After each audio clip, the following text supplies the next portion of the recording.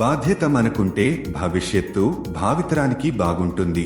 మహిళా అభివృద్ధి, శిశు సంక్షేమం మరియు వికలాంగుల సంక్షేమ శాఖ భారతదేశంలో లక్షిత విధానాలు మరియు కార్యక్రమాల ద్వారా మహిళలు, పిల్లలు మరియు వికలాంగులకు సమానత్వం, హక్కులు మరియు అవకాశాలను పొందడం. మీకు తెలుసా, భారతదేశంలో మహిళా అభివృద్ధిలో ఎన్జీఓలు ఏ పాత్ర పోషిస్తాయి?